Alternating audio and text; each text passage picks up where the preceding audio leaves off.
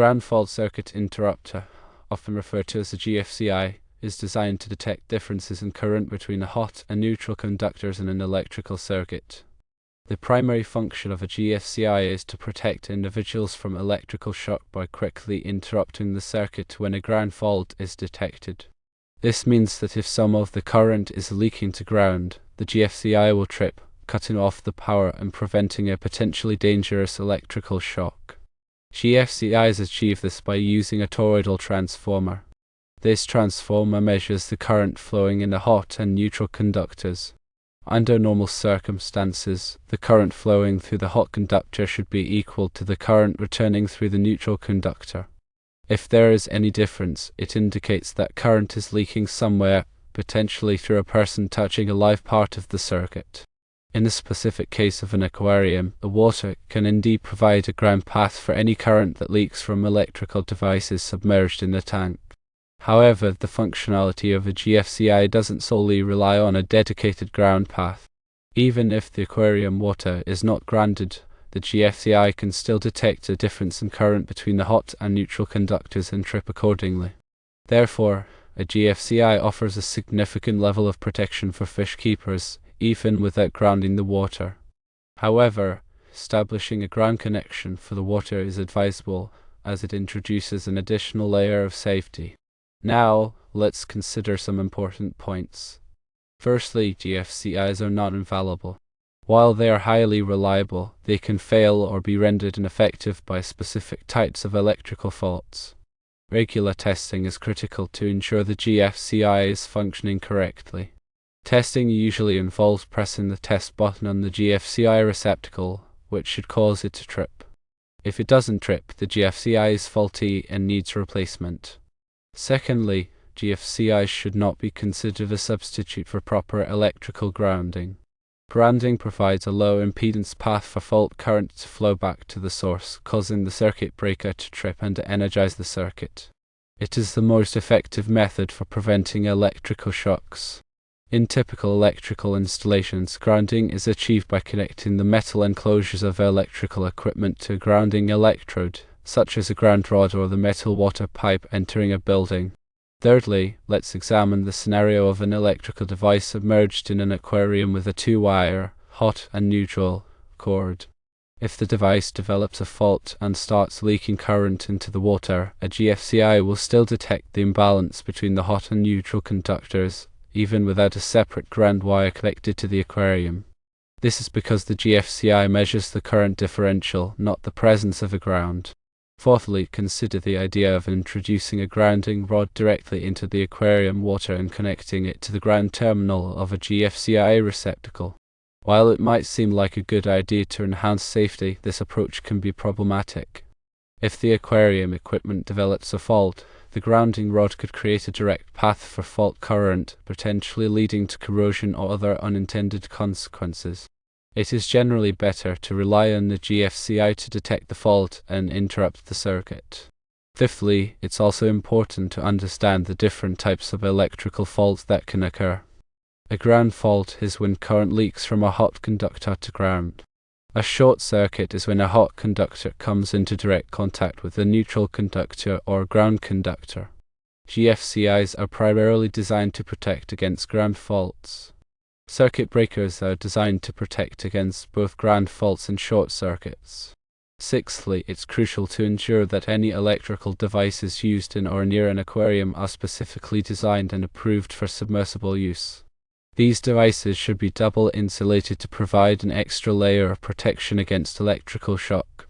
Double insulation means that the internal electrical components are isolated from the outer casing by two separate layers of insulation. Seventhly, regular inspection of electrical equipment used in aquariums is vital. Look for signs of damage, such as cracked casings, frayed wires, or corroded connections. Any damaged equipment should be replaced immediately. Eighthly, when working with electrical equipment near water, always take extra precautions. Turn off the power to the circuit before reaching into the aquarium or handling any electrical devices. Keep electrical cords and outlets away from water sources. Wear rubber gloves for added protection. Ninthly, it's worth noting that different countries have different electrical codes and regulations. It's essential to comply with the applicable codes and regulations in your area. Consult with a qualified electrician if you have any questions or concerns about electrical safety. Tenthly, let's explore the technical details of how a GFCI works in a bit more depth. The toroidal transformer inside the GFCI has three windings: the hot conductor, the neutral conductor, and a sensing winding. When the current in the hot and neutral conductors is equal, the magnetic fields created by these currents cancel each other out, and no current flows in the sensing winding. However, if there is a difference in current, the magnetic fields do not cancel, and a current flows in the sensing winding. This current is detected by the GFCI circuitry, which then trips the circuit. 11thly, the tripping threshold for a GFCI is typically 5 milliamps. This means that the GFCI will trip when the difference in current between the hot and neutral conductors reaches 5 milliamps. This is a very small amount of current, but it is enough to cause a dangerous electrical shock. 12thly, GFCIs are available in different types, including receptacle type GFCIs, circuit breaker type GFCIs, and portable GFCIs. Receptacle type GFCIs are installed in place of standard electrical outlets. Circuit breaker type GFCIs are installed in the electrical panel and protect the entire circuit. Portable GFCIs are plugged into standard electrical outlets and provide temporary GFCI protection. 13thly, let's discuss the National Electrical Code, or NEC, requirements for GFCIs.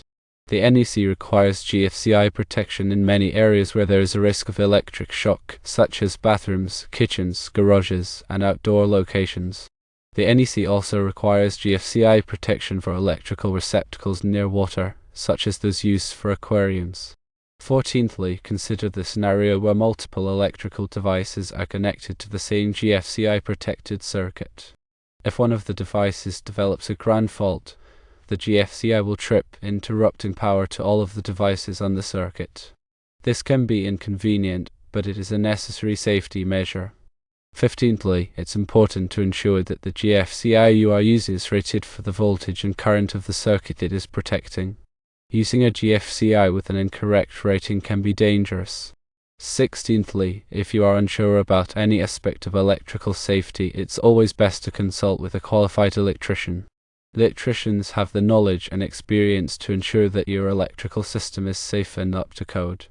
17thly, let's discuss the importance of using surge protectors in addition to GFCIs. Surge protectors protect electrical devices from voltage spikes, which can damage sensitive electronic components. While surge protectors do not provide protection against ground faults, they can help to prolong the life of your electrical devices. 18thly, it's also important to be aware of the potential for electromagnetic interference, or EMI, from electrical devices used in aquariums. EMI can interfere with the operation of other electronic devices, such as radios and televisions. To minimize EMI, use shielded cables and filters on electrical cords. 19thly, consider the use of isolation transformers. An isolation transformer provides electrical isolation between the power source and the aquarium equipment. This can help to reduce the risk of electrical shock and improve the overall safety of the installation. 20thly, it's essential to understand the limitations of GFCIs. While GFCIs provide excellent protection against ground faults, they do not protect against all types of electrical hazards. For example, GFCIs do not protect against shock from contact with both hot and neutral conductors simultaneously. 21st, let's briefly discuss arc fault circuit interrupters, or SIs. SIs are designed to protect against arc faults, which are dangerous electrical conditions that can cause fires. SIs are typically installed in bedrooms and other areas where there is a high risk of fire. While SIs are not typically required for aquarium circuits, they can provide an additional layer of safety. 22nd, it is useful to remember the fundamental electrical safety practices. Always turn off the power before working on electrical equipment. Never touch electrical equipment with wet hands. Keep electrical cords and outlets away from water. Use only approved electrical devices. Inspect electrical equipment regularly for damage. Replace damaged equipment immediately. Consult with a qualified electrician if you have any questions or concerns. 23rd. If you have any doubts about the safety of your aquarium electrical installation, it's always best to err on the side of caution and consult with a qualified electrician. A professional electrician can assess your situation and recommend the appropriate safety measures. 24th. Remember that electrical safety is an ongoing process. It's not enough to simply install a GFCI and assume that you are protected. You need to regularly test the GFCI, inspect your electrical equipment, and be aware of potential hazards. 25th. To elaborate on GFCI testing, it's generally recommended to test GFCIs monthly. The test procedure is simple. Press the test button. The GFCI should trip, cutting off power to the receptacle. Then press the reset button to restore power. If the GFCI does not trip when you press the test button, it is faulty and needs to be replaced. 26th.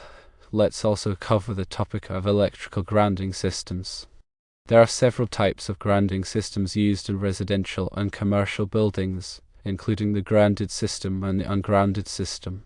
In a grounded system, one of the conductors, typically the neutral conductor, is connected to ground. This provides a low impedance path for fault current to flow back to the source. In an ungrounded system, none of the conductors are connected to ground.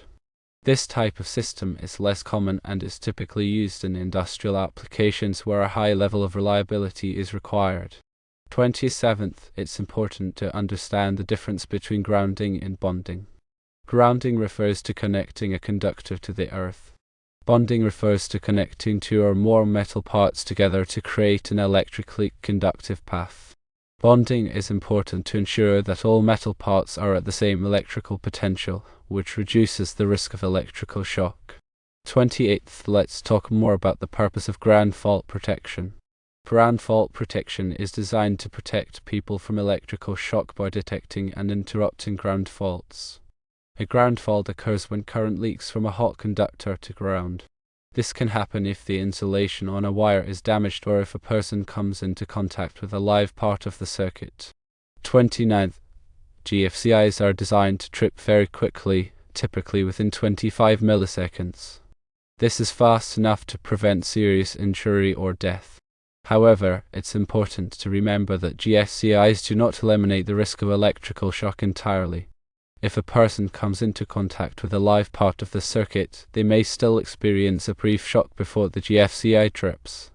30th. Let's consider the situation where you are using a portable GFCI. Portable GFCIs are convenient for use in temporary situations, such as when working outdoors or in a damp location. However, it's important to ensure that the portable GFCI is properly grounded. This can be done by plugging the GFCI into a grounded outlet or by using a grounding adapter. 31st. Here's another thought relating to older homes. Older homes may not have GFCI protection in all areas where it is required by current codes. If you live in an older home, it's a good idea to have a qualified electrician inspect your electrical system and recommend any necessary upgrades. 32nd. Let's talk about the importance of using the correct type of extension cord. When using an extension cord with electrical equipment near water, it's essential to use a cord that is rated for outdoor use and that is properly grounded. Outdoor extension cords are typically made of heavier gauge wire and have a waterproof insulation. 33rd. Here is something to remember about electrical panels. Electrical panels should be kept clean and dry. Do not store anything inside or on top of the electrical panel. Make sure that the panel cover is securely in place. 34th. If you are planning to do any electrical work yourself, it's important to have a good understanding of electrical safety principles and to follow all applicable codes and regulations.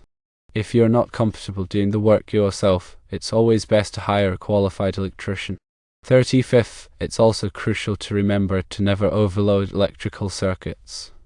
Overloading a circuit can cause the wires to overheat, which can lead to a fire. To avoid overloading a circuit, do not plug too many devices into the same outlet or extension cord. 36. It's important to use the correct size and type of circuit breaker for each circuit. Using the wrong size circuit breaker can be dangerous. If you are not sure what size circuit breaker to use, consult with a qualified electrician. 37th, let's discuss some common misconceptions about GFCIs. One common misconception is that GFCIs protect against all types of electrical hazards. As mentioned earlier, GFCIs only protect against ground faults. They do not protect against shock from contact with both hot and neutral conductors simultaneously. 38th, here's something to remember relating to electrical fires. If you suspect an electrical fire, turn off the power to the circuit immediately. Do not use water to extinguish an electrical fire. Use a fire extinguisher that is rated for electrical fires. 39th, to continue with that thought, it is also key to have working smoke detectors in your home. Smoke detectors can alert you to a fire early on, giving you time to escape and call for help. Test your smoke detectors regularly to make sure that they are working properly. 40th, let's talk about proper wiring. Wiring should be in good condition. Replace any wiring that is cracked, frayed, or damaged. 41st, consider the importance of regular inspections. Have a qualified electrician inspect your electrical system regularly to ensure that it is safe and up to code. Inspections can help to identify potential problems before they become serious. 42nd, and finally, never tamper with electrical equipment. Tampering with electrical equipment can be dangerous and can void your warranty. If you need to make any repairs or modifications to your electrical system, hire a qualified electrician. It is also important to understand that electrical codes and regulations can vary depending on your location. Be sure to comply with the codes and regulations in your area.